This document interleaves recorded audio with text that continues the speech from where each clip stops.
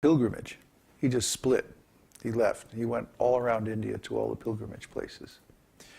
But Krishna, he helped his friend Arjuna by driving his chariot. See, when Krishna announced that he was not going to fight, both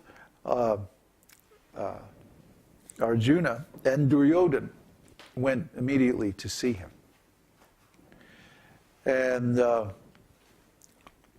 Krishna was taking a nap at the time. So Arjuna and Duryodhana both entered Krishna's room. And Duryodhana, he wanted Krishna to see him first. So he stood at the head of the bed next to Krishna. And Arjuna, he stood at the foot of the bed. See, Duryodhana thought himself equal to Krishna.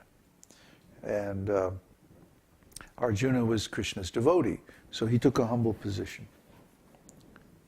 So when Krishna woke up, he saw Duryodhana and he said, "Oh, what can I do for you?" So he said, "Well, I heard that you made the announcement that you weren't going to fight in the war, but I've come to ask a boon." He said, can you help my side? Is there anything you can do to help my side? And Krishna said, "Well, you can either have my army or you can have me." And so Duryodhana said, "Oh yeah, I'll take your army. Thanks very much." And Arjuna said, "Oh, that's fine. I'll just take you." And so then Krishna said, "Okay, I will drive your chariot. I won't fight, but I'll drive your chariot." So just see, the attitude of the rascal is, I want Krishna's energy. I want Krishna's army. I want Krishna's Maya, Krishna's potency, Krishna's world. Let me enjoy Krishna's energy. Krishna, I'm not so attracted to Krishna. But give me Krishna's energy. And the devotee says, the heck with Krishna's energy. I want Krishna. Give me Krishna. So Krishna had made this vow. I'm not going to take up any weapon. I'm going to help Arjuna, but I'm not going to fight. So Bhishma said, I'm going to break Krishna's vow. I'm going to make him fight. And so when it finally came around to the battle between Bhishma and Arjuna, Bhishma fought so valiantly and so strongly that Krishna finally became angry, and he jumped down off the chariot and picked up a chariot wheel, and he was running toward Bhishma. He was going to kill him with the chariot wheel. And as soon as he did, Bhishma threw down his weapons and just stood there. He said, like, yes, yes, do it. But Arjuna grabbed Krishna and said, no, no, you can't break your vow. You know, like that. But the point is that Krishna will break his own vow for the sake of maintaining the vow of his devotee, his pure devotee, completely surrendered devotee. That is the nature of the Supreme Lord. You see, just see his character. You see how much he is affected by the loving affection of his devotees. He's willing to break his own vow. This was a big deal among Kshatriyas, especially. They're very proud of being able to make a vow and keep it. To make a promise and actually carry it out. This was a big deal to a Kshatriya to break a promise. I mean, they were so into their promise that they would say, and if I can't complete my promise, I'll enter the fire. I'll commit suicide. I'll enter the fire. They were so intent on that. So this was a big deal for Krishna to break his vow, because he was acting as a Kshatriya. He was acting as a king. But in order to please his devotee, just see, this is a pastime of affection between Krishna and his devotee Bhishma. And maybe it's hard to imagine being affectionate on a battlefield. But that's the nature of the Lord's pastimes. They're all so far out. Nobody could make up these pastimes. No human being could speculate or imagine these pastimes. This was, way before rockets and all this kind of stuff. But the Vedas talk about space travel like it's nothing, like it's ordinary. It's just an accepted fact. Easy. If you have the right mantras, then you just get on your chariot and go off to another planet.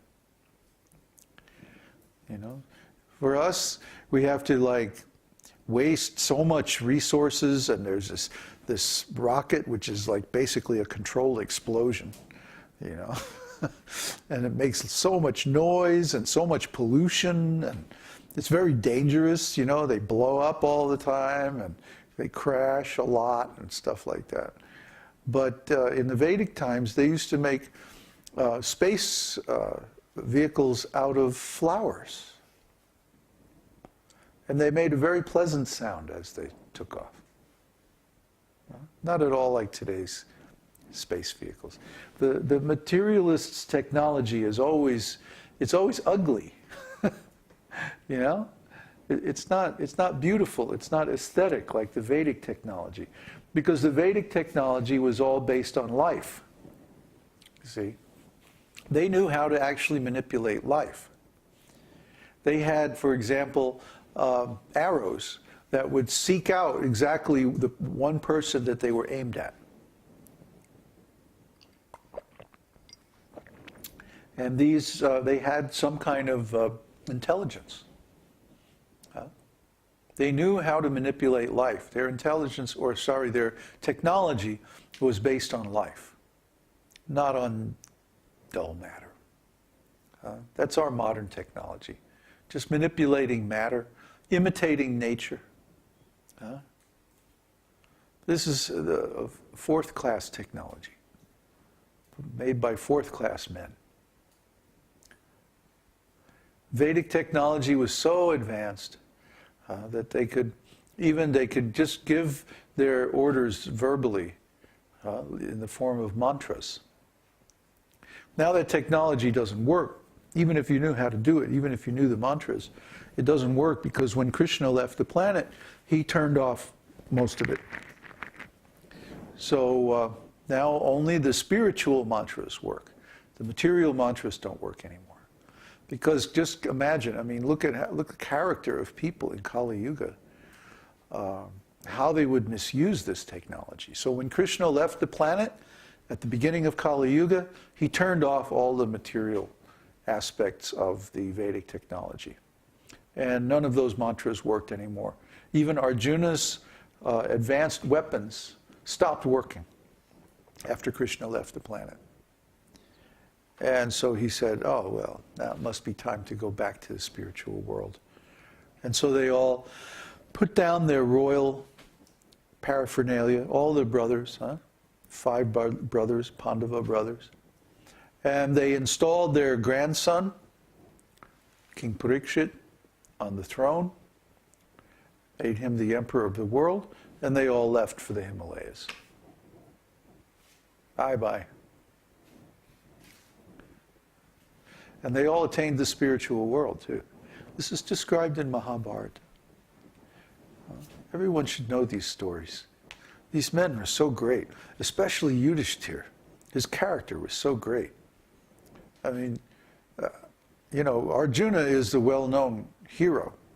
But if you read Mahabharata, especially if you read it carefully, you'll find that Yudhishthira was a really, really great personality. Even greater than Arjuna. That's hard to imagine, but he was, I just can't say enough good things about him. So, do we have any questions or any discussion?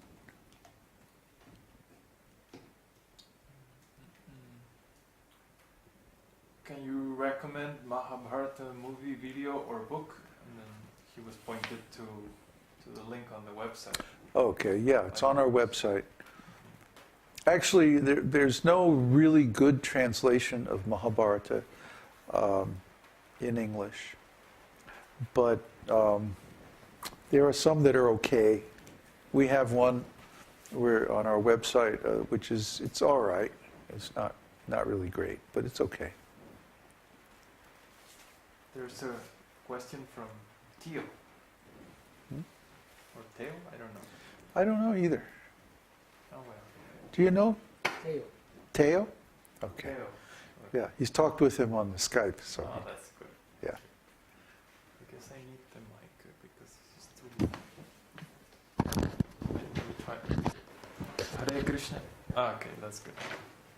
To your knowledge, is there any danger of the laws of nature changing and electricity ceasing to function? Like the Vedic technology ceased to function at the end of the previous yuga?